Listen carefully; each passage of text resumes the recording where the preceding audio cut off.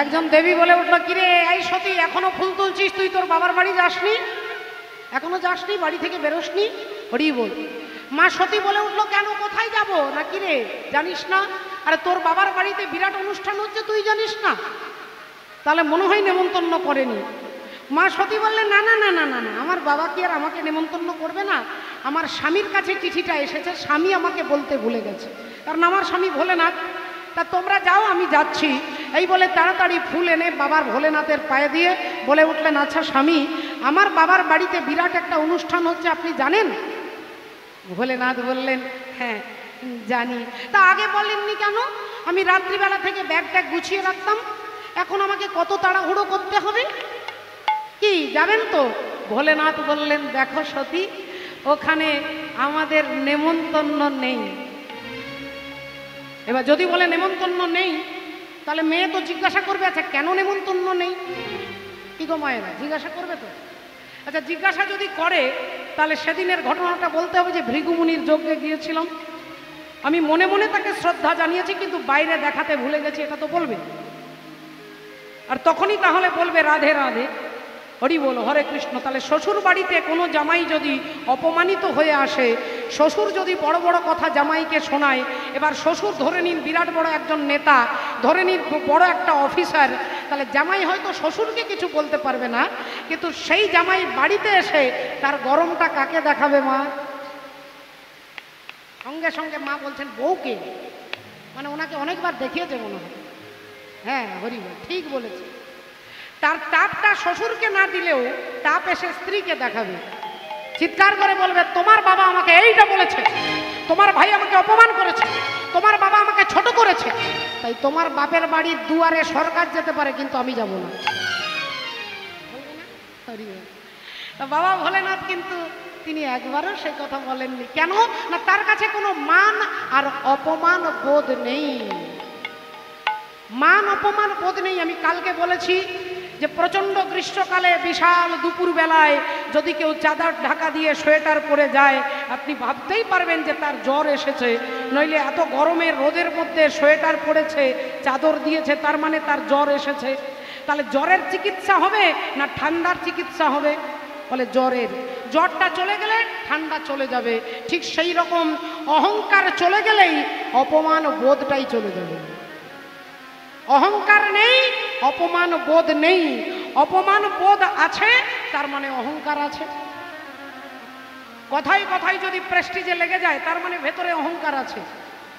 আর যিনি বাবা ভোলেনাথের মতো একান দিয়ে শুনে একান দিয়ে বার করে দিতে পারে, তার ভেতরে অহংকার নেই। রাধে রাধে। শ্রদ্ধেয় ভক্তমণ্ডলী, ভক্তিমতী মায়েরা, আপনাদের কাছে সত্যিকারের ঘটনা বলব, সত্যিকারের ঘটনা। আর এই ঘটনা শুনতে গেলে বেশি দিন আগের নয়, না সত্যযুগ, না ত্রেতা যুগ, না দাপর যুগ, এই কলিযুগে বেশি নয়, আজ থেকে 70 থেকে 75 বছর আগেকার ঘটনা। উত্তর ভারতে, হরিবল, দক্ষিণ ভারতে একটা গ্রামে একটা মন্দির ছিল, রঘুনাথের মন্দির।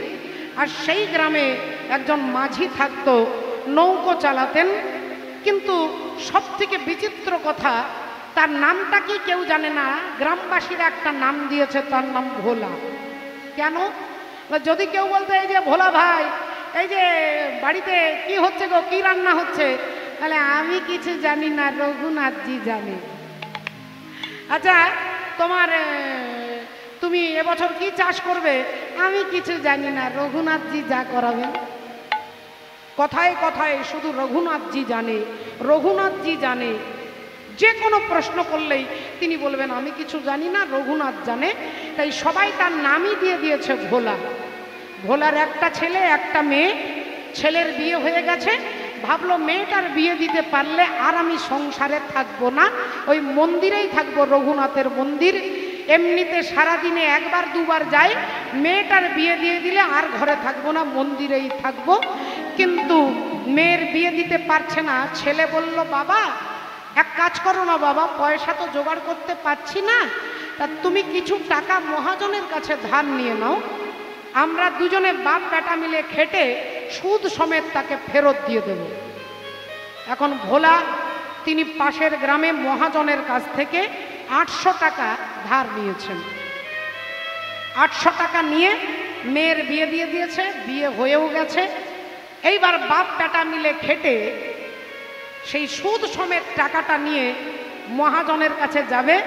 যাবার আগে ওই রঘুনাথের মন্দিরে এসে বলছেন, রঘুনাথ, তোমারই কৃপায় আমার মেয়ের বিয়ে হয়ে গেছে, আর আমি কিচ্ছু চাই না রঘুনাথ, কিচ্ছু চাই না। এই দেখো, তুমি দয়া করেছো বলে শরীর দিয়ে খেটে সুদ সমেত ফেরত দিতে যাচ্ছি। টাকাটা ছুঁয়ে ভগবানের চরণে ছুঁয়ে প্রণাম করে আর মহাজনের কাছে গেছে। মহাজন টাকাটা গুনে দেখছে 1 টাকাও কম নেই। বললেন, ঠিক আছে, টাকা একবারে ঠিক আছে, এই কাগজের মধ্যে তোর নামটা লিখে দে। ভোলা বলে উঠলেন, হুজুর, আমি তো লেখাপড়া জানি না। লেখাপড়া জানিস না? স্কুলে যাসনি কেন? আমি কিছু জানি না, রঘুনাথজি জানে। পড়াশোনা একবারেই জানিস না? আগে না, এই আঙ্গুলে কালি নিয়ে নিন, দিয়ে টিপ সই দিয়ে দেন। মহাজনের মনে একটু দুর্বৃত্ততা চলে এলো। ভাবলেন, এই এই লোকটা যখন লেখাপড়া জানে না, একে ঠকাতে সুবিধে হবে। লেখাপড়া জানা লোক বেশি, তারা বেশি মানুষকে ঠকাইবে। বলেন, যা তো ওখান থেকে জলের ঘটিটা নিয়ে আয়, যা। ওকে জল আনতে পাঠিয়ে দিয়েছে। আর এই কাগজটা একটা ফাইলের ভেতরে রেখে মিছিমিছি একটা কাগজ দিয়ে এমনি দাগ দাগ কেটে তার নামটা লিখে বললেন, এই নে, যা। কাগজটা এনে রামচন্দ্রের চরণের কাছে রেখে দিয়ে বলছেন, রঘুনাথ, তোমার দয়ায় আজ আমি সব কিছু করতে পেরেছি, আর ঘরে যাই না। সারাক্ষণ মন্দিরে থাকে, ঝাড়ু দেয়, জল এনে দেয়, কত কাজ করে দেয়। আর গেটের বাইরে দাঁড়িয়ে রঘুনাথকে দেখে। দেখতে দেখতে দেখতে চোখ দিয়ে জল পড়ে। আর যখন মন্দিরের দরজাটা বন্ধ হয়ে যায়, তার প্রাণটা ছটফট করে। আবার কখন সকাল হবে, কখন রঘুনাথকে দর্শন করতে পারবো, কখন দেখবো তাকে। সারাক্ষণ মনের মধ্যে একটা চঞ্চলতা, কখন দেখবো। আর এদিকে মহাজন কি করেছে, কেস করে দিয়েছে যে ভোলা নামে একজন ব্যক্তি আমার কাছে টাকা নিয়েছে, 1 টাকাও শোধ করেনি। কেসটাই করে দিয়েছে। কোর্টের কর্মচারী এসে ভোলা তাকে ডেকে নিয়ে গেছে, চলুন, আপনি পয়সা দেননি। তিনি কোর্টে এসে হাত জোড় করে কেঁদে কেঁদে বলছে, হুজুর, আমি ওনার সব টাকা দিয়ে দিয়েছি হুজুর, সব দিয়ে দিয়েছি। জজ সাহেব বলে উঠলেন, তুমি ওনার কাছে টাকা ধার নিয়েছিলে? আগে হ্যাঁ হুজুর। কত টাকা? 800 টাকা। আগে হুজুর, আমি নিয়েছিলাম, তাকে দিয়েও দিয়েছি। না, উনি বলছেন তুমি টাকা শোধ করনি। আগে হুজুর, সত্যি করে বলছি, সত্যি বলছি, আমি ওনার টাকা শোধ করে দিয়েছি হুজুর, শোধ করে দিয়েছি। বলেন, তাহলে উনি বলছেন, এখন কি করে বুঝবো যে উনি ঠিক না আপনি ঠিক? উনি ঠিক না আপনি ঠিক? আপনার কোনো কেউ সাক্ষী ছিল? আপনি যখন টাকাটা শোধ দিতে যান, আপনার সাথে কেউ ছিল? বললেন, হুজুর, সত্যি করে বলছি, আমার সঙ্গে কেউ ছিল না, শুধু ওই হুজুর ছিল, ওই মহাজন, আমি আর আমার রঘুনাথ ছিল। জজ সাহেব বললেন, আপনি কাঁদবেন না, আপনি বাড়ি যান। ভাবলেন রঘুনাথ নামে কোনো একজন সাক্ষী আছে। রঘুনাথের নামে জজ সাহেব নিজে টাকা খরচা করে সমন তৈরি করে রঘুনাথের নামে পাঠানো হলো। কোর্টের কর্মচারী গেলেন গোটা গ্রামে খুঁজতে, কিন্তু রঘুনাথ বলে কেউ নেই। সারাদিন ক্লান্ত হয়ে খুঁজে খুঁজে যখন পেলেন না, সবাই বলছে রঘুনাথের একটা মন্দির আছে। তা কোর্টের লোকটা ভাবলো, তাহলে রঘুনাথের মন্দিরে যিনি পূজারী, তার নাম হয়তো রঘুনাথ। তাই তার হাতে, পূজারীর হাতে চিঠিটা দিয়ে আর চলে গেছে। আর যেই পূজারীর হাতে চিঠিটা দিয়েছে, পূজারী চিঠিটা খুলে রামচন্দ্রের কাছে দাঁড়িয়ে বলছেন, ঠাকুর, আজ পর্যন্ত তোমার নামে অনেক ফুল, অনেক মালা, অনেক দামি দামি ধূপ পাঠিয়ে দেয়, কত ক্ষীর, সর, ছানা, মাখন তোমাকে তোমার ভক্তরা দেয়, কিন্তু আজকে সারা জগৎ দেখবে তোমার নামে সমন এসেছে। আমি বলছি ঠাকুর, তুমি ভোলার হয়ে তোমাকে সাক্ষী দিতে যেতে হবে। ভোলার হয়ে তোমাকে সাক্ষী দিতে হবে ঠাকুর, দিতে হবে। ভোলা কোটে চলে গেছে। পূজারী ভোরবেলায় ভগবানকে স্নান করিয়ে দিয়েছে, কাপড় পরিয়ে দিয়েছে, ভোগ লাগিয়ে দিয়েছে। এদিকে কোর্টে জজ সাহেব বলে উঠলেন, ভোলার বিচার হবে। কাঠগড়ায় ভোলা দাঁড়িয়েছে। বলেন, আপনার সাক্ষী, আপনার সাক্ষীকে ডাকা হোক, এখানে রঘুনাথজি হাজির হোক, রঘুনাথজি হাজির হোক। হাজার হাজার ভিড়ের মধ্যে থেকে একজন উঠে দাঁড়িয়েছেন, 50 থেকে 60 বছর বয়স, আধ পাকা চুল, কিছু চুল কাঁচা কিছু চুল পাকা, একটা ধুতি পাঞ্জাবি পরেছে, একটা গলায় উত্তরীয় আছে, চুলগুলো সুন্দর তেল দিয়ে আঁচড়ানো, হাতে একটা লাঠি আছে। যেই বলেছে রঘুনাথ হাজির হও, অমনি তিনি পেছন থেকে হাত তুলে বলছেন, হ্যাঁ আমি আছি, যাচ্ছি। এবার রঘুনাথকে কাঠগড়ায় দাঁড় করিয়েছেন, জজ সাহেব ওপরে চেয়ারে বসে আছে, বলে উঠলেন, আপনি রঘুনাথ? আগে হ্যাঁ হুজুর। উনি কি ওনার কাছ থেকে টাকা নিয়েছিল? আগে হ্যাঁ হুজুর। টাকা কি শোধ দিয়েছিল? আপনি দেখেছেন? আগে হ্যাঁ হুজুর আমি দেখেছি। সত্যি বলছেন? আগে হ্যাঁ দেখেছি। আপনি যে দেখেছেন তার প্রমাণ কি? উনি তো বলবে যে আপনি ওনার হয়ে মিথ্যে সাক্ষী দিচ্ছেন। তা উনি যে টাকাটা শোধ করেছে তার প্রমাণ কি? ভগবান রঘুনাথজি বলছেন যে আপনি এই মহাজনকে এইখানে দাঁড় করান, আর মহাজনের বাড়িতে দুজন কর্মচারীকে পাঠান। ওনার গ্রন্থাগারে, ওনার অফিস ঘরে একটা লাল রঙের ডায়েরি আছে, ওই ডায়েরির 36 নম্বর পৃষ্ঠাতে একটা কাগজ আছে, এই কাগজের মধ্যে লেখা আছে সমস্ত টাকা বুঝিয়া পাইলাম। ওই লাল রঙের ফাইলটা আনা হোক। কর্মচারী দুজন গেলেন, লাল রঙের ফাইলটা এনে জজ সাহেবের হাতে দিলেন। 36 নম্বর পৃষ্ঠাটা খুলে দেখছে একটা সাদা খাম, তার মধ্যে লেখা আছে সব টাকা বুঝিয়া পাইলাম। অমনি ভোলাকে সসম্মানে ছেড়ে দিলেন, মহাজনকে কারাগারে রেখে দিলেন।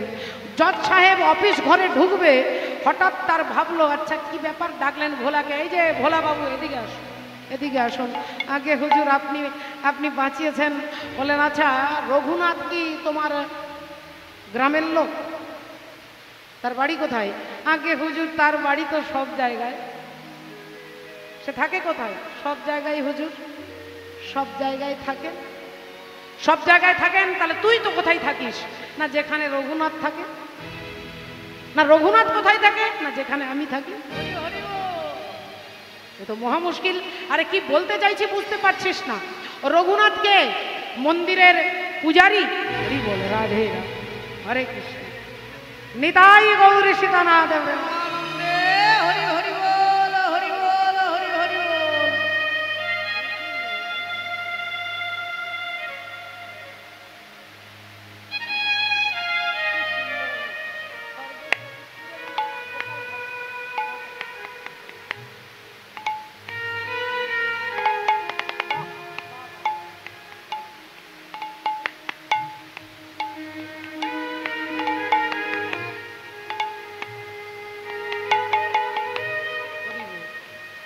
বললেন, রঘুনাথ কি মন্দিরের ফুল টুল এনে দেয় প্রতিদিন?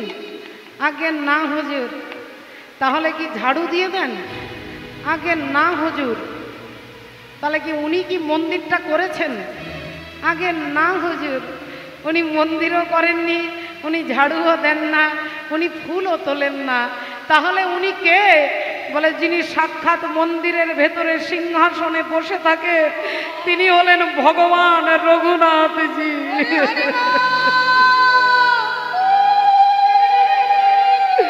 উনি হলেন সাক্ষাৎ ভগবান। এ কথাটা শোনার সঙ্গে সঙ্গে জজ সাহেব উঠে দাঁড়িয়েছেন, নিজের জামাটা খুলে টেবিলের ওপরে রেখেছেন, আর সোজা কাঁদতে কাঁদতে ছুটতে ছুটতে বৃন্দাবন। বৃন্দাবনে এসে তিনি যতদিন বেঁচে ছিলেন বৃন্দাবনেই ছিলেন বাবা। বৃন্দাবনের প্রতিটি মন্দিরে তিনি যেতেন, কিন্তু কোনো মন্দিরে তিনি বসতেন না। একজন সাহস করে জিজ্ঞাসা করলেন, আচ্ছা জজ সাহেব, আপনি তো মন্দিরে আসেন, দাঁড়িয়ে থাকেন, ভাগবত শোনেন, কখনো বসেন না কেন? সেই জজ সাহেব একদিন তার জীবনের সত্য কথা বলেছিলেন যে আমি কেন বসি না জানো? যেদিন ভগবান স্বয়ং এসেছিলেন আমার আদালতে, যার আদালতে সকলের বিচার হয়, যার আদালতে একদিন সবাইকে গিয়ে দাঁড়াতে হয়, সেই ভগবান এসেছিলেন আমার কাঠগড়ায় দাঁড়িয়েছিলেন, আর আমি অভিমানের চেয়ারে বসে তার বিচার করেছিলাম। সেদিন আমি বসেছিলাম, তিনি দাঁড়িয়েছিলেন। তাই আজ পর্যন্ত প্রতিজ্ঞা করেছি মন্দিরে এসে কোনোদিন বসবো না। তোমার চরণের আগে আমি বসবো না, আমি দাঁড়িয়ে থাকবো। আমি যদি মিথ্যে কথা বলি, আপনারা বৃন্দাবনে গিয়ে যে কোনো ব্রজবাসীকে জিজ্ঞাসা করবেন যে জজ সাহেব বলে ভক্ত কোনখানে ভজন করতেন, আপনাকে দেখিয়ে দেবে। তার নামই হয়ে গিয়েছিল জজ সাহেব। তিনি ভেতরে এমন তার বৈরাগ্যের ভাব, এমন বিবেকের চাবুক মারলেন, বললেন সেদিন আমি চেয়ারে বসেছিলাম আর জগতের যিনি মূল মালিক তিনি এসে কাঠগোড়ায় দাঁড়িয়েছিল, তাই আজ থেকে আমি কখনো বসবো না। যেখানে ভগবান থাকবে আমি চরণ তলে দাঁড়াই।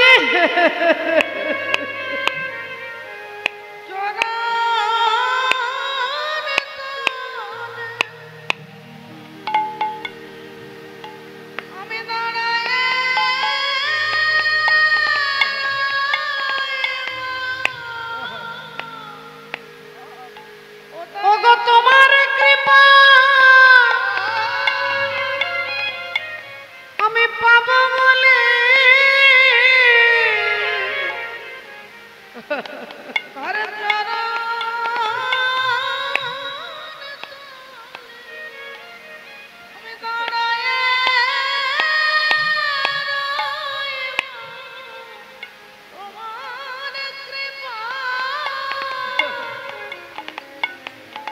আমি পাবো বলে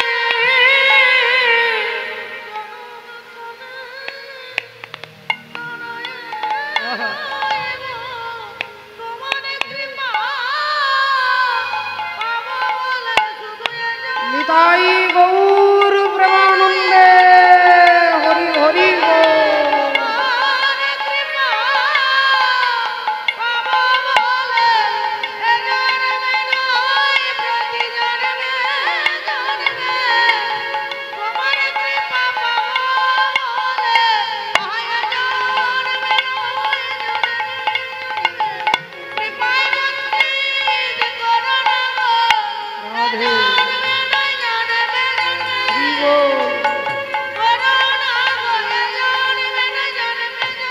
আমি তোমার চরণ তলে দাঁড়াইয়ে রইব।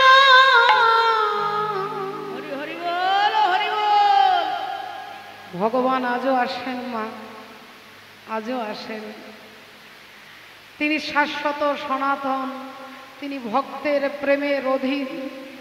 যদি কেউ তাকে ভালোবাসে তিনি না এসে থাকতে পারেন না, কিন্তু আমাদের মনের মধ্যে আমার মতো জীবের অন্তরে ভগবত প্রীতি নয়, সংসার প্রীতি। যে সংসারকে শাস্ত্র বলছে সংসারে থাকো, সংসারকে বিশ্বাস করবে না, বিশ্বাস করবে ভগবানকে। আর সংসারে সংশয় করে থাকবে, সংশয় মনের মধ্যে থাকবে, সংশয় থাকবে সংসারে আর বিশ্বাস থাকবে ভগবানে। আমরা উল্টোটা করি, সংশয় ভগবানের ওপরে করি, আছে কি নেই, আছে কি নেই, আছে কি নেই, আর বিশ্বাস করি সংসারকে, যে সংসার আমাকে সুখ দেবে, আনন্দ দেবে।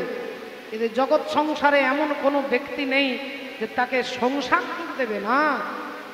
মিথ্যে কথা, ভুল কথা। সংসার আপনাকে সুখ দিতে পারে না। যদি সুখ দেয় একমাত্র পরমাত্মার প্রতি ভক্তি, প্রেম, বিশ্বাস, শ্রদ্ধা আপনাকে সুখ দেবে।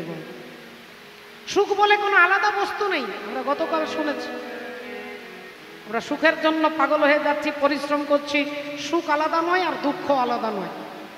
সুখ বলেও কিছু থাকে না, ভাগবত বলছে দুঃখ বলেও কিছু থাকে না। এ অনেক ওপরের কথা, ভাগবতের কথা অনেক ওপরে দাঁড়িয়ে, যেখানে সুখ দুঃখ বলে কিছু নেই। আপনার মান্যতার ওপরে, আপনার মানার ওপরে সুখ আর দুঃখ দাঁড়িয়ে। তাহলে ব্যাপারটা কীরকম না, দুজন পূজারী একটা বাড়ি থেকে পুজো করে বেরিয়ে আসছে, সাইকেলে করে আসছে। দুজনেই পুজো করে আসছেন। দুজনের মুখের মধ্যে একজনের মনে খুব আনন্দ আর একজনের মনের মধ্যে প্রচণ্ড দুঃখ। এমন সময় একজন ভদ্রলোক রাস্তা দিয়ে যাচ্ছিলেন, দুজন পূজারীকে দেখতে পেয়ে সাইকেলটা রেখে দাঁড় করিয়ে দিয়ে প্রণাম করে বলছেন, কি ব্যাপার, আপনার মনে এত আনন্দ, এনার মুখটা এত খারাপ কেন, কি হয়েছে এনার? আপনারা কি দুজন দু জায়গায় পূজা করতে গিয়েছিলেন? বললেন না, একটাই বাড়িতে পুজো করতে গিয়েছিলাম। তাহলে একটাই বাড়িতে পুজো করতে গেছেন, মনে হয় আপনাকে ভালো ঘরে থাকতে দিয়েছে আর ওনাকে মনে হয় গোয়াল ঘরে দিয়েছে। বললেন না, আমরা দুজনেই একটা রুমেই ছিলাম। তাহলে মনে হয় বিছানাটা আলাদা আলাদা ছিল। ওনাকে মনে হয় মাদুর দিয়েছে, আপনাকে মনে হয় সুন্দর বিছানায় থাকতে দিয়েছে। বললেন না, একটাই বিছানায় দুজনে শুয়েছিলাম। তাহলে মনে হয় খেতে দেওয়ার সময় আপনাকে রসগোল্লা দুটো বেশি দিয়েছে নাকি কম দিয়েছে? বললেন না, আমাদের দুজনকেই সমান সমান, যে যত পারবে খেতে দিয়েছে। তাহলে মনে হয় গামছাটা আপনার ভালো গামছা পড়েছে, এনার মনে হয় মশারির মতো পড়ে গেছে। আগে না, আমাদের দুজনকেই সুন্দর একই রকম একই মূল্যের গামছা দিয়েছে। তাহলে মনে হয় আপনাকে দক্ষিণা কম দিয়েছে আর এনাকে মনে হয় বেশি দিয়েছে, তাই এনার এত দুঃখ আর আপনার এত আনন্দ। বললেন না, দুজনকেই একই দক্ষিণা দিয়েছে, দুজনকেই 501 টাকা করে দিয়েছে। তাহলে সবই যখন সমান, একটাই ঘরে গেছেন, একটাই বাড়িতে থেকেছেন, একই খাবার খেয়েছেন, একই দক্ষিণা, একই গামছা, সব কিছু একই, আপনার মুখে এত আনন্দ, ওনার মনে এত কষ্ট কেন? আমরা যখন পুজো করতে যাচ্ছিলাম তখন আমি ভেবেছিলাম যার বাড়িতে পুজো করতে যাচ্ছি তিনি কোটিপতি হতে পারে, কিন্তু তিনি মনে হয় 201 টাকার বেশি দক্ষিণা দেবে না, দিয়েছেন 500 টাকা। আর ইনি ভাবছিলেন যে পুজো করতে যাচ্ছি কোটিপতি ব্যক্তির বাড়িতে, মনে হয় 1000 টাকা দেবে, কিন্তু দিয়েছে 500 টাকা। তাই ওনার মনের মধ্যে এত দুঃখ আর আমার এত আনন্দ। দুঃখটা কি যার বাড়িতে পুজো করতে গেছে তিনি দিয়েছে না ইনি ভেবে নিয়েছে? বলো, ইনি ভেবে নিয়েছেন, কেউ তাকে দুঃখ দেয়নি। আপনি ভেবে নিয়েছেন যে আপনার ছেলে আপনাকে আগামী ভবিষ্যতে দেখবে, আপনি ভেবেছেন আপনার বৌমা আপনাকে রান্না করে খাওয়াবে, আপনি ভেবেছেন আমার নাতি মাস্টার হবে, আপনি ভেবেছেন আমার ছেলের দোকানটা ভালো চলবে। আপনার ভাবার উপরে সুখটা দাঁড়িয়ে আছে, আপনার ভাবনার উপরেই দুঃখ দাঁড়িয়ে আছে। কেউ আপনাকে দুঃখ দেয়নি, আপনি দুঃখটাকে ভেবে নিয়েছেন। তুমি ভেবেছ কি মনে এই ভুবনে ওগো এ জীবন আর চলে গেলে আর পাবে না, বারে বারে যার আশা হবে না গো, বারে বারে যার আশা হবে।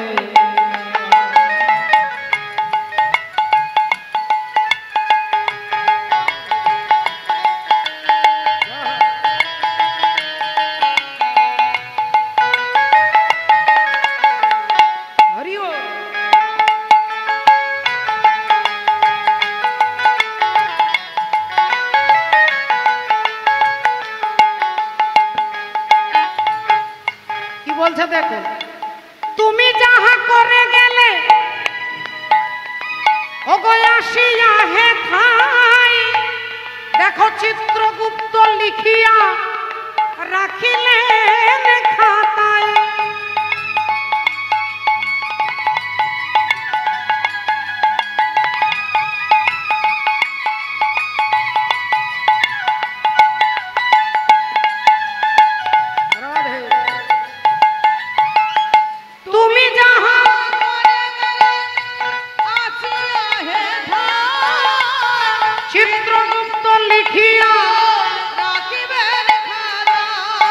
তোমার বিচার করিবে সেই দেবতাই, বিচার করিবে সেই দেবতাই। ওগো তার কাছে ফাঁকি চুকি কিছু চলে না, বারে বারে বারে বারে বারে যার আশা হবে তোরে গো, বারে বারে যার। তাহলে এটা বাবা ভোলেনাথ জানে, তিনি তত্ত্বজ্ঞানী, তত্ত্ব সম্রাট, তিনি যোগীরাজ, তিনি সব কিছু জানেন। তাই তার কাছে নিন্দাও বলে কিছু নেই, তার কাছে প্রশংসাও বলে কিছু নেই। তাই তিনি সদা প্রসন্ন আনন্দে বসে আছেন। মা সতী বললেন, আপনি আগে থেকে বললে তো আমি ব্যাগটা গুছিয়ে রাখতাম। ভোলেনাথ বললেন, তোমার বাবা আমাদেরকে ত্যাগ করে দিয়েছে, অসম্ভব। আমার বাবা আমাকে কখনো ভুলতেই পারে না, আমি বাবার আদরের মেয়ে, আমার বাবা আমাকে বেশি ভালোবাসে। আচ্ছা, আমার বাবা যদি নেমন্তন্ন নাও করে তাহলে কি আপনি যাবেন না? আমার বাবা কি আপনার গুরুজন নন? ভোলেনাথ বললেন, দেখো সতী, তোমার বাবা যদি আমাকে নেমন্তন্ন না করতো, ভুলে যেত, আমাকে ভুলে গেলে আমি 100 বার যেতাম, কিন্তু তোমার বাবা আমাকে ভুলে যাননি, আমাকে ইচ্ছে করে বাদ দিয়ে দিয়েছে। 3 জনের বাড়ি আপনি বিনা নেমন্তন্নে যেতে পারেন, এক হচ্ছে গুরুর বাড়ি, এক হচ্ছে বন্ধুর বাড়ি, এক হচ্ছে হিতৈষীর বাড়ি। গুরু দ্বারা আশ্রমে বিরাট অনুষ্ঠান হচ্ছে, আপনাকে নেমন্তন্ন করে ডাকেনি, আপনি বিনা নেমন্তন্নে যান, গুরুদেবের বেশি কৃপা পাবেন। কিন্তু গুরুদেব যদি ভুলে যায় আর গুরুদেব যদি ইচ্ছে করে বাদ দিয়ে দেয়, সেখানে গুরুদেবের মনে কষ্ট হবে গেলে। ভোলেনাথ বললেন, তোমার বাবা যদি আমাকে ভুলে যেত, আমি 100 বার যেতাম, কিন্তু তোমার বাবা আমাকে ভুলে যাননি, তোমার বাবা আমাকে ইচ্ছে করে বাদ দিয়ে দিয়েছে। সতী বললেন, তাহলে আমি যাব? বললেন, না গেলেই ভালো, কারণ ওখানে গেলে তুমি সইতে পারবে না, সহ্য করতে পারবে না। কোনো কথা না শুনে মা সতী বেরিয়ে চলে গেলেন। যে কাপড়টা পরেছিলেন ওই কাপড় পরে, কোনো ভালো কাপড় নয়, গয়না নেই, সোজা যাচ্ছে। ভোলেনাথ নন্দী ভিঙ্গিকে বললেন, যা তোরা মায়ের পেছনে যা, যা মাকে দেখবি যা। মা সতী আনন্দে যাচ্ছেন। বাবা আমাকে কত আনন্দ পাবে দেখলে, বাবা আমাকে জড়িয়ে ধরবে, বাবা আমার মাথায় হাত বুলিয়ে দেবে, আমি বিনা নেমন্তন্নে যাচ্ছি, এই আনন্দে যাচ্ছেন। এত গয়না বেটি কোথায় পেলি গয়না, এত গয়না বেটি কোথায় পেলি গয়না।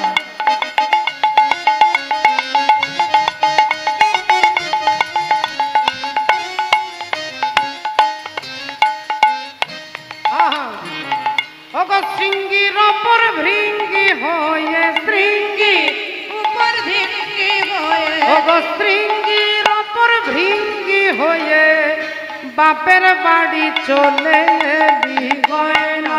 বেটি কোথায় পেলি গয়না, বেটি কোথায় পেলি গয়না, বেটি কোথায় পেলি গয়না। অবস্থা তোর আছে জানা,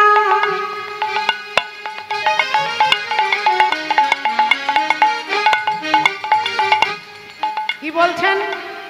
অবস্থা তোর আছে জানা,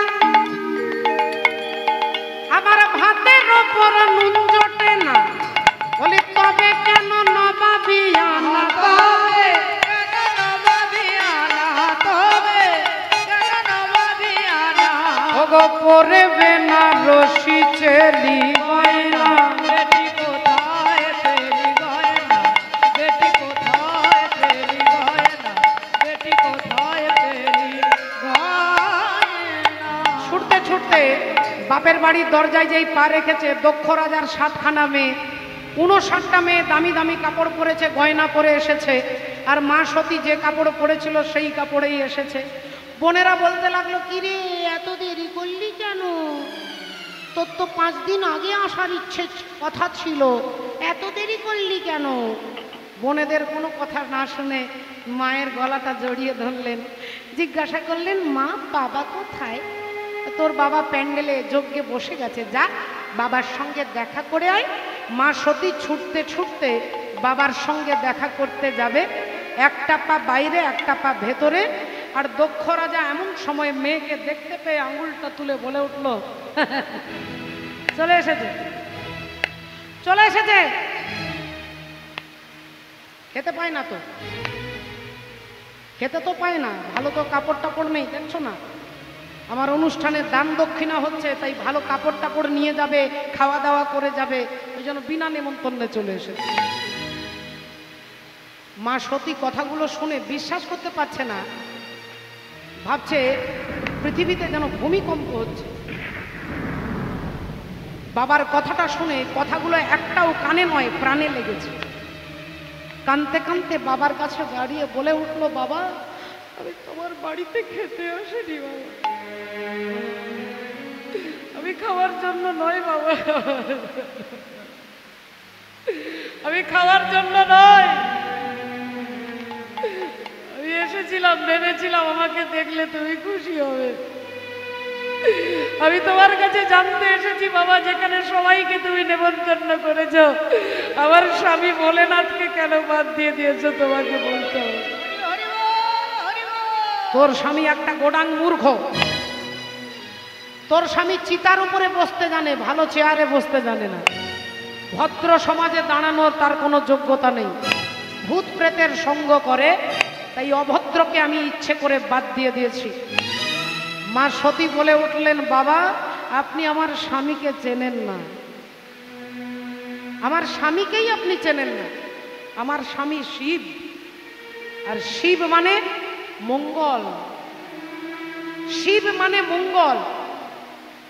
এখানে যে মন্দির কমিটির যেসব দাদারা কাকারা বাবারা রয়েছেন, তারা এত বড় বিশাল এই 18 দিনের এত বড় মহাযজ্ঞ অনুষ্ঠান, এ তো পশ্চিমবাংলায় কোন জায়গায় হয় আমি বলতে পারবো না, হয় হয়তো, আমার জানা নেই।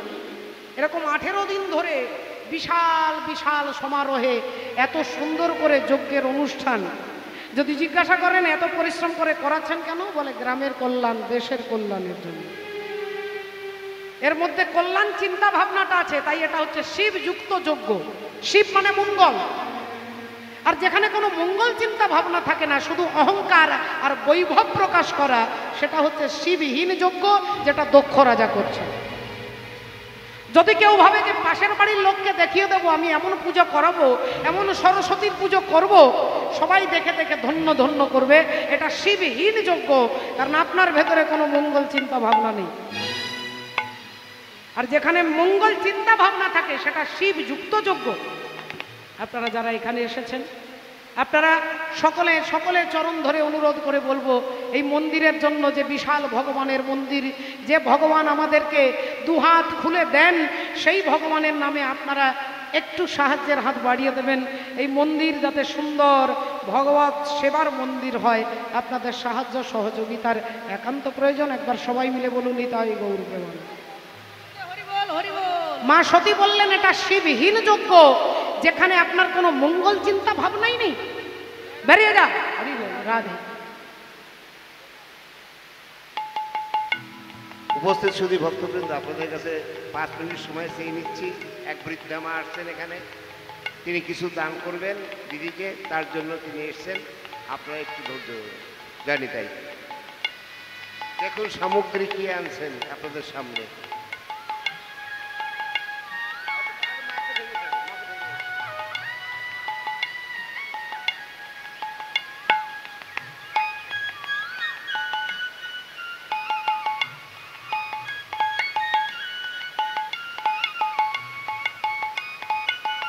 রাধে।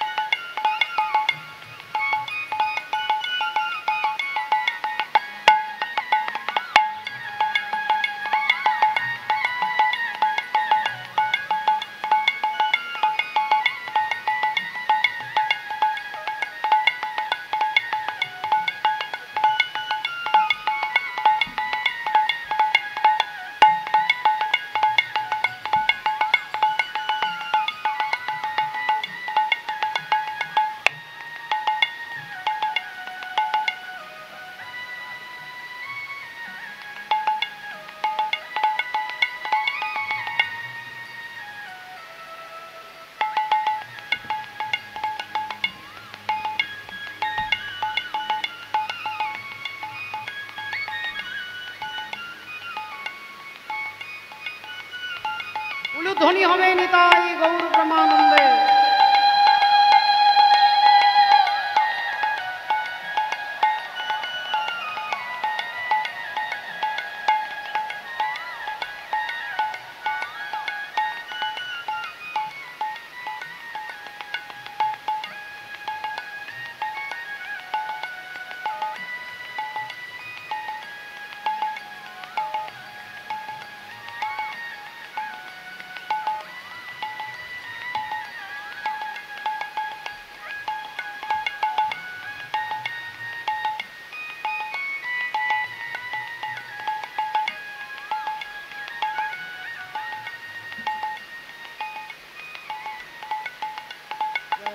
জয় রাধে। অনন্ত অনন্ত কোটি দণ্ডবত প্রণাম, দণ্ডবত প্রণাম দাদা ভাইয়ের চরণে। এই দাদা ভাইয়ের মতো সন্তান যেন মায়েরা পান, সমস্ত মায়েদের সন্তান যেন এরকম হয়। হরি বল, হরে কৃষ্ণ। হ্যাঁ,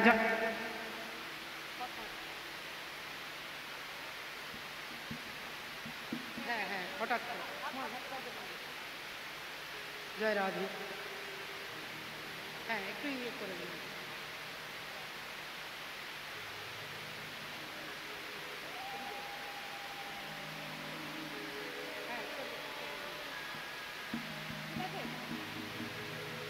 জয় রাধে, জয় নিতাই।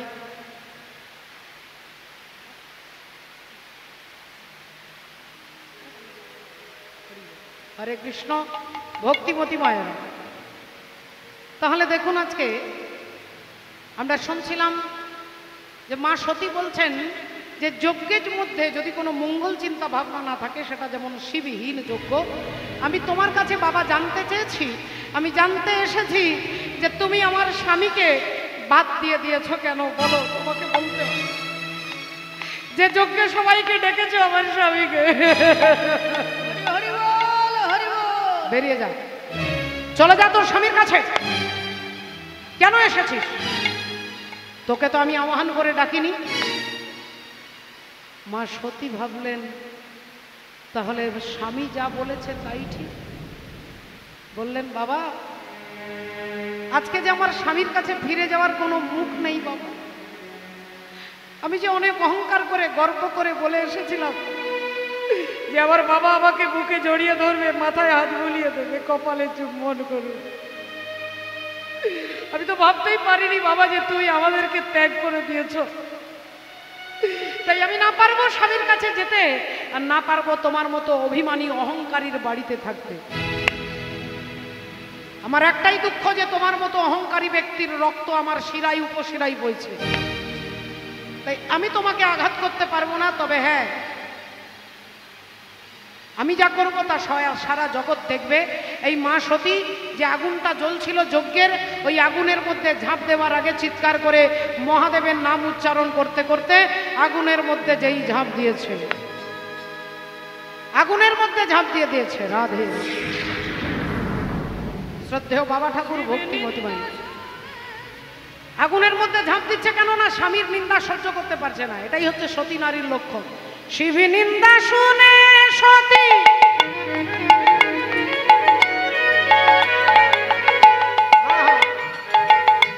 সহিতে নারী না, শিবী নিন্দা শুনে সতী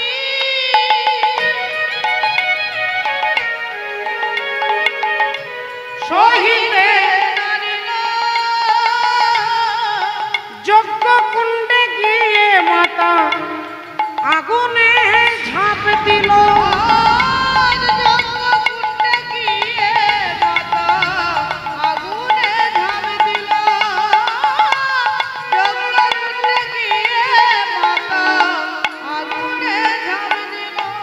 আর যেই আগুনের মধ্যে ঝাঁপ দিয়েছেন, মৃত্যুর আগে বাবা ভোলেনাথের নাম করতে করতে আগুনে ঝাঁপ দিলেন।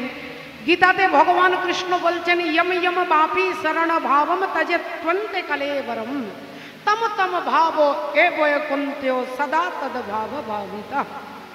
তাহলে মৃত্যুর সময় যেমন বলবেন, শিব বললে শিবলোকে, হরি বললে হরির কাছে, কালী বললে মায়ের কাছে, কারণ ইয়ম ইয়ম বাপি। তাই বাবা ভোলেনাথের নাম করতে করতে দেহত্যাগ করলেন। আবার যারা যারা এসেছিল তারা অবাক হয়ে কেউ মাথায় হাত দিয়ে, কেউ চোখে হাত দিয়ে, কেউ কাঁদছে, কেউ বুক চাপড়াচ্ছে। আর নন্দী ভিঙ্গি ছুটে গিয়ে মায়ের পা দুটো ধরে বললেন, মা এ তুমি কি করলে মা, এ তুমি কি করলে মা গো, আমাদেরকে সারা জীবনের মতো তুমি ছেড়ে চলে গেলে, একবারের জন্য ভেবে দেখলে না যে আমাদের কি হবে, একবারের জন্য। কাঁদতে কাঁদতে বাবা ভোলেনাথের কাছে যাচ্ছে, ছুটতে ছুটতে।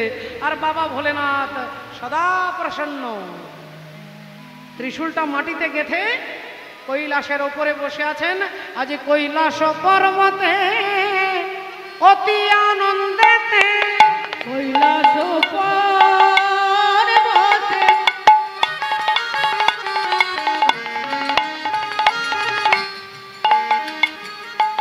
অতি আনন্দেতে আজি বসিয়া রয়েছেন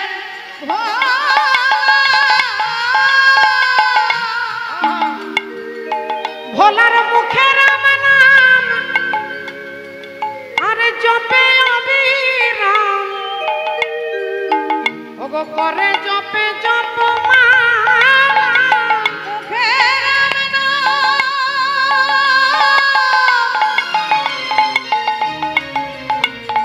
ওরে জপে অবিরাম, করে জপে জপ মালা। ভোলার মুখে রাম নাম জপে অবিরাম, করে জপে জপ মালা। ভোলার মুখে রাম নাম জপে অবিরাম, করে জপে জপ মালা। দেখুন তিনি আনন্দে আছেন, অথচ তার স্ত্রী, তার সহধর্মিনী আগুনে পুড়ে দেহত্যাগ করছেন, সতীর দেহত্যাগ। কেন? দুজনের দুরকম। বলে এর মূল কারণ হচ্ছে মা হচ্ছে বিশ্বাস, বিশ্বাস টলমল করে। মাঝে মাঝে মনে হয় যেন ভগবান নেই, আবার মাঝে মাঝে মনে হয় আছে। এই যে টলমল করছে, টলমল করছে, তার মানেই কি না বিশ্বাস এক জায়গায় দাঁড়াচ্ছে না। কেন না শ্রদ্ধা নেই। আর শিব হচ্ছে শ্রদ্ধা, যার বিশ্বাসটা কখনো ডিসব্যালেন্স করে না। আর যেখানেই ডিসব্যালেন্স সেখানেই সব শেষ। হয় যদি বিশ্বাস থাকে ভালো, নাস্তিক ঠিক আছে, আস্তিক ঠিক আছে, এই মাঝখানটাই হচ্ছে যত যন্ত্রণা। আলো ভালো, অন্ধকার ভালো, কিন্তু আলো আর অন্ধকারের মাঝখানে কি হয়? রাস্তায় যাচ্ছেন, আবছা আলো আবছা অন্ধকার, দেখবেন একটা দড়ি পড়ে আছে, মনে হচ্ছে সাপ, আদৌ কিন্তু সাপ নয়, কিন্তু সাপ মনে হচ্ছে, ভ্রম। এটা কেন হচ্ছে না মাঝখানটাতে না আলো না অন্ধকার। তাই মায়ের ডিসব্যালেন্স। রাবণ রাজার 10টা মাথা, আর 10টা মাথা যদি এরকম সাজাতে যান, একদিকে 5 আর একদিকে 5, এদিকে 5 এদিকে 5, মাঝখানে 1, 11টা হয়ে যাচ্ছে। তাহলে 11টাও তো মাথা নয়, মাথা 10টা। তাহলে 10টা মাথা সাজাতে গেলে এদিকে 5 এদিকে 4, মাঝখানে 1। তাহলে এইদিকে 5 কিলো এদিকে 4 কিলো, তার মানেই ডিসব্যালেন্স। আর তার জন্যই রাবণের মধ্যে ব্যালেন্স ছিল না বলে রাবণ হরিবোল হয়ে গেলেন। হনুমানের 5টা মাথা, এদিকে 2টো এদিকে 2টো, ব্যালেন্স ঠিক আছে। কেন না তিনি তার মন ভগবান চরণে দিয়ে দিয়েছে। তাহলে মাঝখানটা গন্ডগোল। তাই মা সতীকে দেহত্যাগ করতে হলো, কারণ তিনি বিশ্বাসটাকে ঠিক জায়গায় রাখাতে পারেনি যে উনি ভগবান কিনা। ওনার ভগবত্তা নিয়ে এই সংশয় প্রকাশ করে সীতা সাজলেন, আর তার জীবনে কত বড় দুর্ঘটনা ঘটলো আপনারা দেখুন। দেখুন তার জীবনে কত দুর্ঘটনা। আর বাবা ভোলেনাথ তিনি আনন্দে বসে আছেন, কারণ তিনি জানেন যে ভবিষ্যৎটা কি, সত্যটা কি।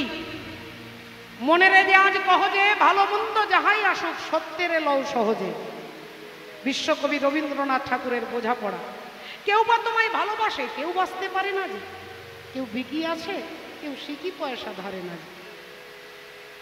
কেউ তোমাকে ভালোবাসে, কেউ বাঁচতে নাও পারে। কত সুন্দর কথা বলছে। কেউ বিকি আছে, কেউ সিকি পয়সা ধারে না। কতকটা যে স্বভাব তাদের, কতকটা যে তোমারও ভাই। হরি বল। আমার মধ্যেও গলদ আছে, তাই তো এত দুঃখ, এত জ্বালা, এত যন্ত্রণা।